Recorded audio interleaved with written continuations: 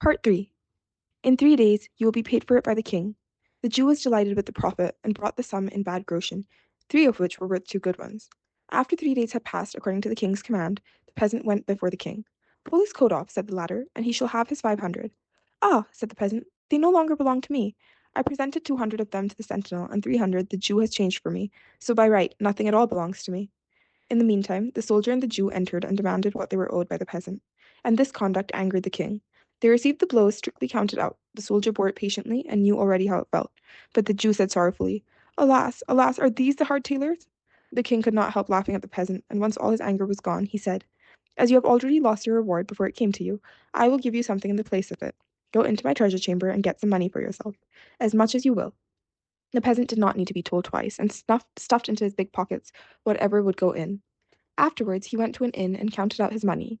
The Jew had crept after him and heard how he muttered to himself, "That rogue of a king has cheated me after all. Why could he not have given me the money himself, and then I should have known what I had? How can I tell now if what I have had the luck to put in my pockets is right or not?" "Good heavens!" said the Jew to himself, "that man is speaking disrespectfully of our lord the king. I will run and inform, and then I shall get a reward, and he will be punished as well." When the king heard of the peasant's words, he fell into a passion, and commanded the Jew to go and bring the offender to him. The Jew ran to the peasant. "You are to go at once to the lord king in the very clothes you have on." "I know what's right better than that," answered the peasant. "I shall have a new coat made first. Do you think that a man with so much money in his pocket is to go there in his ragged old coat?"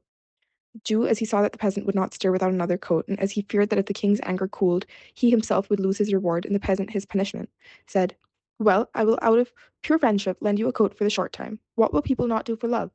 The peasant was contented with this, put the Jew's coat on, and went off with him. The king reproached the countryman because of the evil speaking of which the Jew had informed him. "Ah," said the peasant, "what a Jew says is always false. No true word ever comes out of his mouth. That rascal there is capable of maintaining that I have his coat on." "What is that?" shrieked the Jew. "Is the coat not mine? Have I not lent it to you out of pure friendship in order that you might appear before the Lord King?" When the king heard that, he said, "The Jew has assuredly deceived one or the other of us, either myself or the peasant." And again he ordered something to be counted out to him in hard tailors. The peasant, however, went home in the good coat with the good money in his pocket, and said to himself, "This time I have hid it."